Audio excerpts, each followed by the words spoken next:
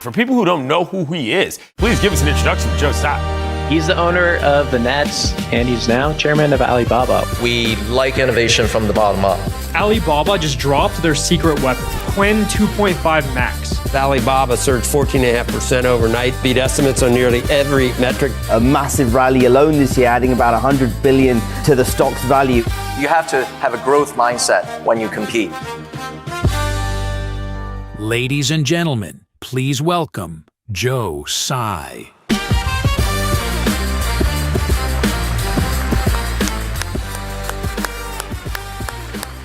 Hey, my man. Good to see you. Good to see you. Good to see you, brother. Joe, nice to see you. How are you? Good to see you. Good to see you. David, how are you? The Brooklyn Nets. Brooklyn Nets. Brooklyn and the Nets. New York Liberty. And the New York Liberty, exactly. It's not easy running a team, is it? It's not easy at all Not easy at all. because any professional team is both a business and also it's an institution. You need to keep the fan base happy. So there's sort of this church and state element. Yeah. It's almost like running a news organization. Yeah, there it is. Can we maybe start with the WNBA and we can shift to business and we can shift to basketball? But I think Caitlin Clark is out for the season and there's just been a lot of controversy and attention that the WNBA is getting. What has it done right? What has it done wrong?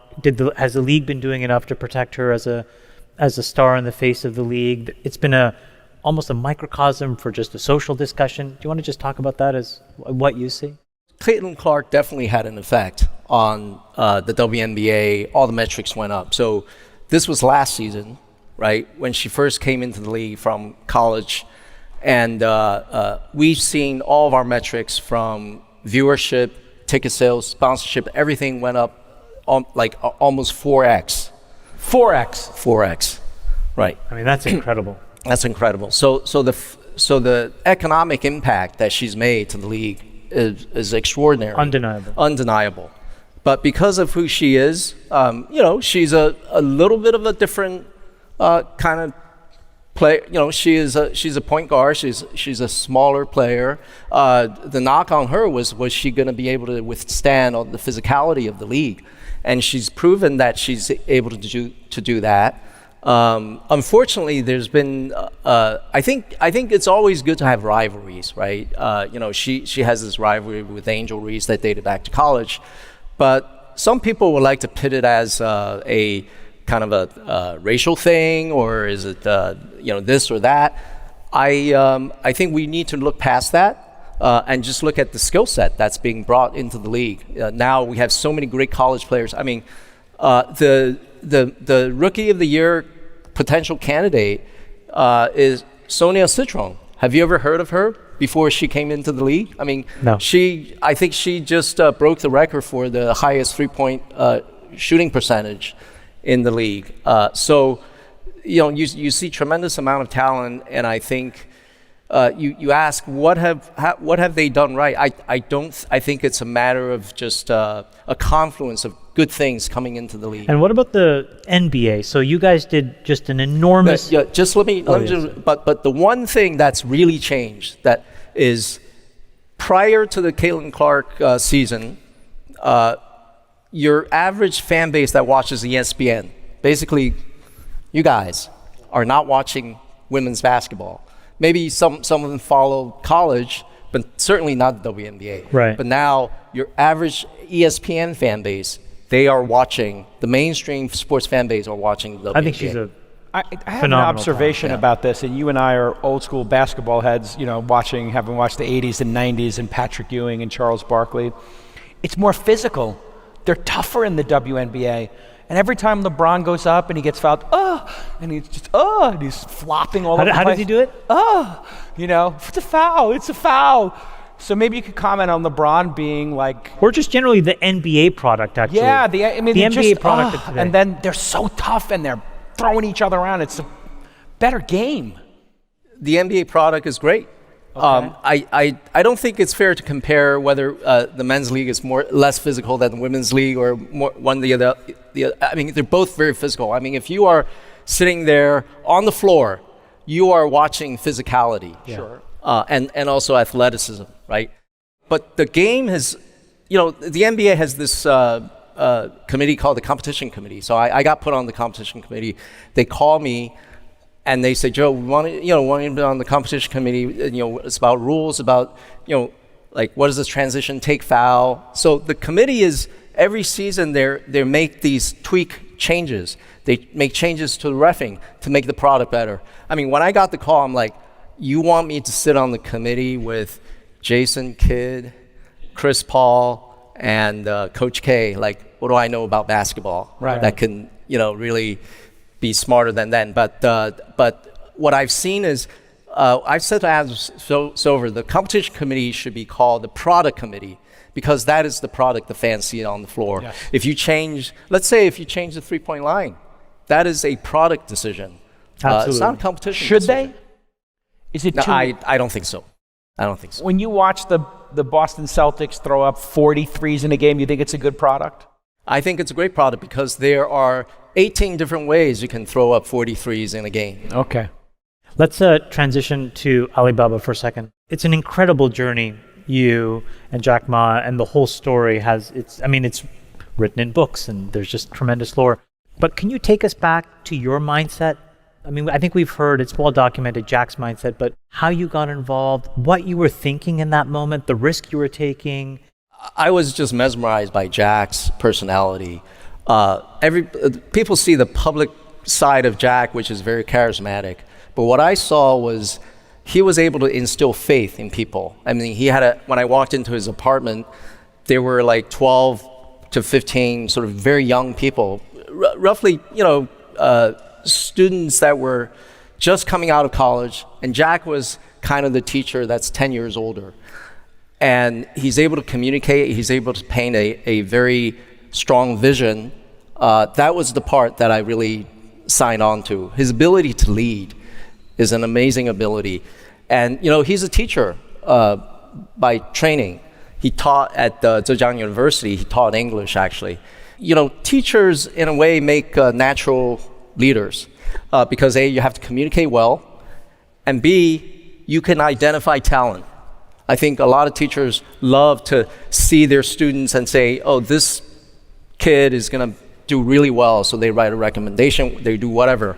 And also teachers have enough humility that they're very happy if their students go off and then they come back and become more successful than they are. And in building a company, you need to be able to accommodate all sorts of people that are smarter than you are. And that's really important. There was a phase, I guess, in maybe the early 2010s where it felt like tremendous freewheeling capitalism in China, where there was just a Cambrian explosion of incredible entrepreneurs, yourself and Jack and all these others, Pony. And then I think almost starting with the anti-PO, things changed a little bit. Can you walk us through the dynamics of how that changed? And then I think it all kind of leads to, a lot of foreign direct investment into the Chinese ecosystem has changed pretty dramatically. Just give us a sense of what has happened over that arc that you've been in it, working in it, observing it. Alibaba has been around for 26 years. I would say the first 15 years it was a complete free market kind of, way of growth. And we built a lot of business organically. And then we went into a phase where there was extreme competition. Everybody wanted to do e-commerce. Why? It's because if you have traffic online, e-commerce was the best way to monetize your traffic. And in today's market, we have 5 or 6 very, very strong competitors, including the parent company of TikTok, ByteDance. They're doing e-commerce. They're not known as an e-commerce company, but they are one of our fiercest competitors. So you go through a period of extreme competition, and then the government felt that this sector has gotten out of line a little bit. First, there's too much competition, and then there are some platforms that have exhibited monopolistic behavior. So then there was people may call it a crackdown, whatever. More regulations came in. Some of the regulations are very good, actually. They protected privacy, anti-monopoly type regulation. And now we kind of are in a new normal where we believe that the regulatory environment is more predictable. We know what the red lines are. and we know where to go and where not to go.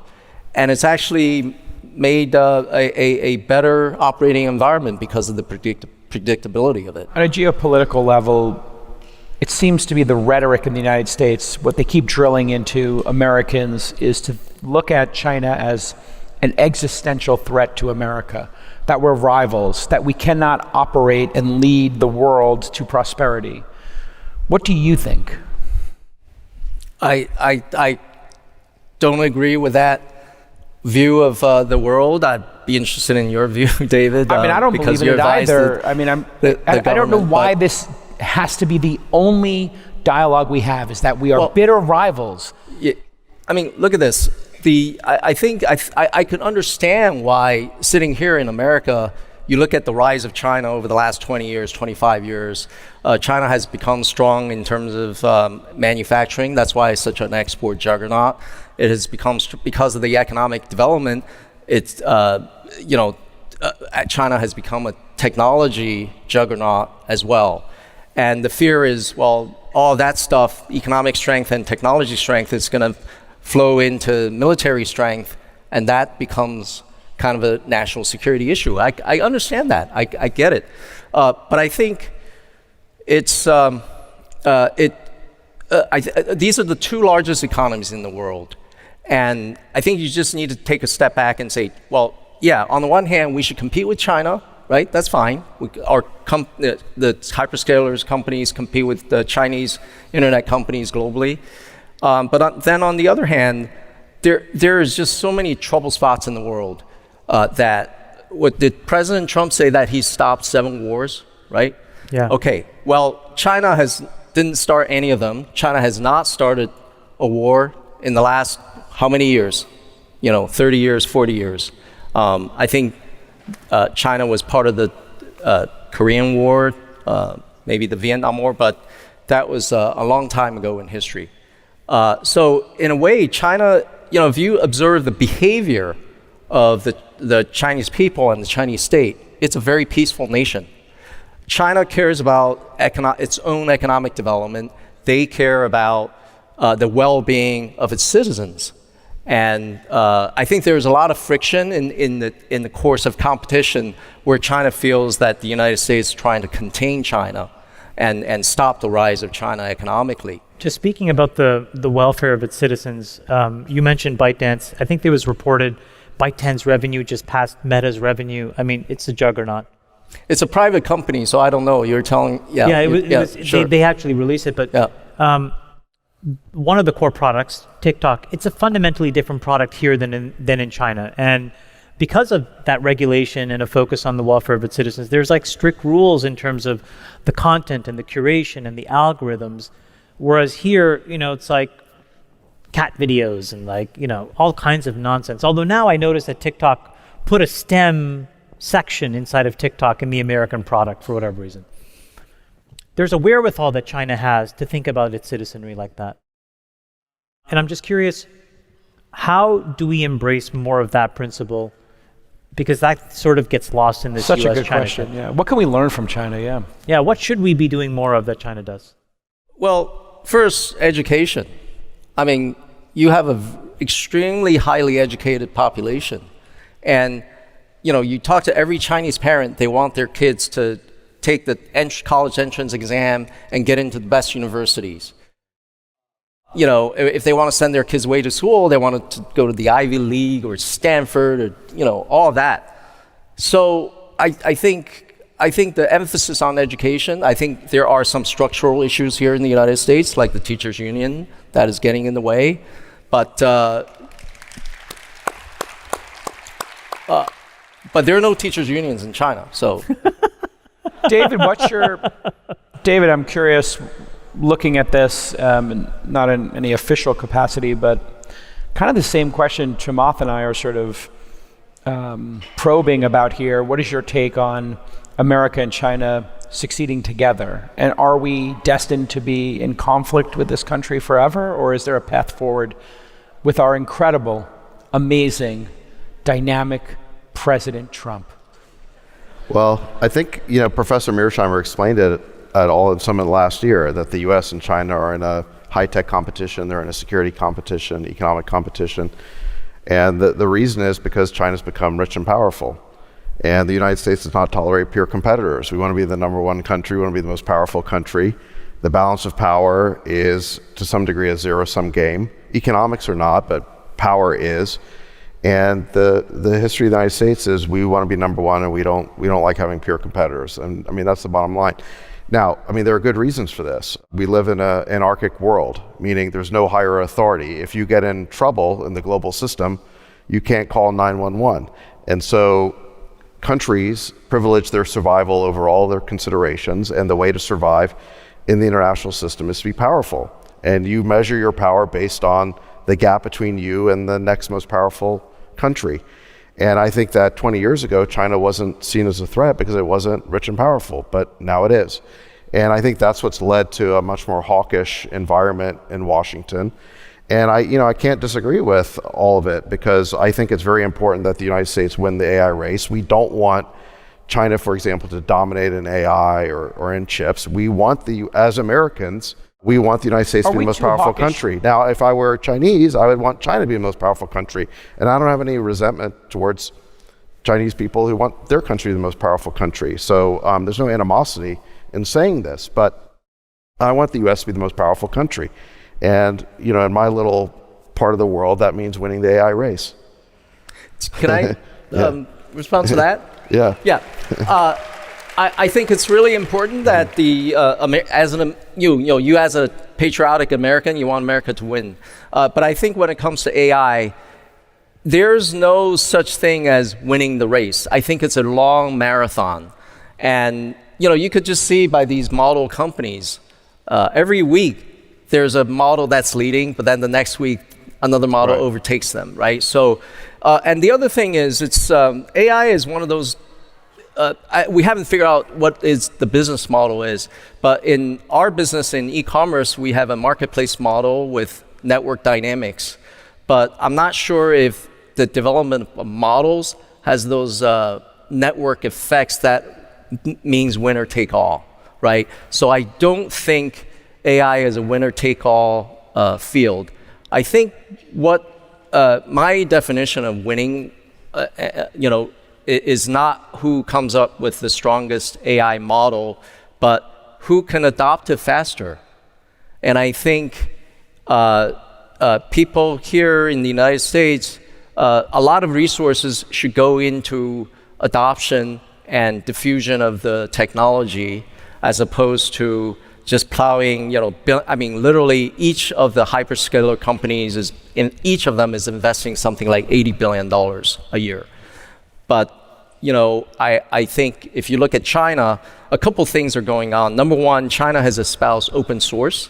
And second, a lot of the companies, including ourselves, have launched models that are smaller, not the trillion parameter models, but we have a model that's 1.7 billion parameters, another that's 8 billion for like mobile devices and laptops.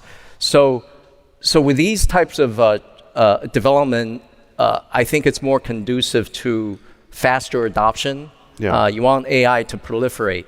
So now, you look at China, I'm not saying China technologically is winning in the model war, but in terms of the actual application and also people benefiting from AI, it is made a lot of development.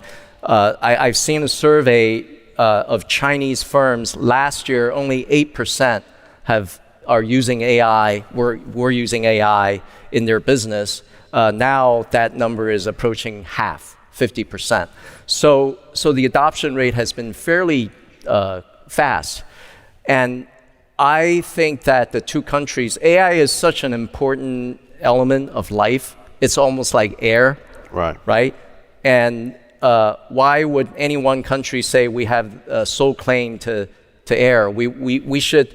There's so many things that AI can do that could, in medicine, in biology, I think there's a lot of room for cooperation. Joe, one of the key questions that everybody asks when we talk about AI, and whether you spin your own models, which you do, which you've done a good job, and some people just take them off the shelf, is the actual net impact in the operations of the business? Does it change the number of people you hire? At what level does it change it? Does it change the efficiency? Does it change the way you think about certain jobs? What's the practical application that it's doing for you guys on the ground inside of Alibaba? Yeah. Definitely made our operations more efficient. So we actually don't have to hire as many people. I'm on this sort of mission to write our quarterly earnings release with AI, and maybe just have a model ready. And also put AI on the analyst conference call, see if people can tell the difference. But anyway, then they'll get rid of everybody in the finance department. But the biggest impact AI has made is with we incorporate AI into all of our consumer-facing apps. So we're in e-commerce, we're in maps, we have a food delivery business, and once you infuse AI, the consumer have a massively better experience, and that generate more user base for us. So we're seeing the impact from the sort of the uplift on the revenue side. Is the workforce then naturally attriting as more and more of the workload is done? Yeah, we haven't announced any layoffs because of AI, right. But I think I keep asking our engineering leads about how much of the code is written by AI today. I think the answer I get is all over the map, depending on which department you ask. But I think it's maybe 30% at this point. Already? Yeah. Already? I'm doing kind of a weighted average of different. Yeah. Alibaba is an enormous business. It's in so many countries around the world. How do you build a culture? How do you manage just the insanity of having so many employees, so many needs, so many issues? How do you deal with it? Focus. So I came into the chair, I was sort of kind of phasing out. I was focused on the Brooklyn Nets. Then about a year and a half ago, I came back into the chairmanship of the company. The first thing I said is, we can't talk about our company as being in 6 different businesses. It's just too confusing. We're in 2 businesses, e-commerce and cloud computing, with an AI element in it. Those are our 2 businesses, core business, and so having that focus was absolutely crucial to get our people, our teams to focus and execute. Maybe end with just forecast for the season? The whole league or just the Brooklyn Nets? Maybe just the Nets. Well, I have to say we're in a rebuilding year. Yeah. You have a lot of picks. We spent all of our picks. We have 5 first-round draft picks this past summer. We have 1 pick in 2026, and we hope to get a good pick. So you can predict what kind of strategy we will use for this season. But we have a very young team. So we were talking to Dara on the last panel on how China is a bit different in how it looks at autonomy, self-driving. There are tests going on there, but they want to also make sure that there is tranquility and peace in the country and people don't lose those jobs, those driver jobs. And so what's the climate in China? What do the Chinese working class think when they see self-driving cars and they see tens of millions of people employed as drivers? There have been protests already in Wuhan, and protests in China are a very rare thing. Based on what I know, I could be wrong. I have a superficial knowledge, obviously. You have a deep knowledge. What can you tell us a little bit about how the government and the people of China think of this incredible revolution and the impact on jobs? I think the government is all in, embracing it. And in fact, the government just a few weeks ago launched a kind of a AI plus policy, and they say in 2030, which is 5 years from now, they want to see 90% penetration of AI agents and devices and things like that in society. That's what the government has publicly, officially said. Just all in. Just all in. There's really not a lot of talk about AI replacing human jobs. Maybe there's isolated incidents, but in general, there is an anxiety about jobs. China graduates about 10 million college graduates every year. And today, if you look at the youth unemployment rate, which is age between 16 and 24, including graduates, it's 18%. It's actually quite high. So there's a lot of anxiety about that. Partly it's because the economy is, even though the overall conditions of the Chinese economy is pretty good in terms of infrastructure, access to energy, and all those things, but there is still a malaise right now because China has gone through the last 4 or 5 years of a property slump. Everybody's average home prices are down like 30%. So there's a very negative wealth effect, and that's still lingering. Just quickly, is there any fear of AGI in China? You know what I mean by that? Yeah. That out of control superintelligence, is that a fear, or is that just an American thing? People in government don't talk about it too much because they believe that they could control it better, maybe better than in a society here in the U.S. But there's some lingering fears. But I was just listening to Demis about he's predicting 5 to 10 years. But if he's saying 5 to 10 years, I think AGI is probably 20 years from now, and it's because the emphasis is on the word general. You have to be able to, your AI has to be able to generalize and apply principles to scenarios that you've never seen before, right? Joe, thank you very, very much. It's great to see you. Thank you so much, Joe Tsai. David.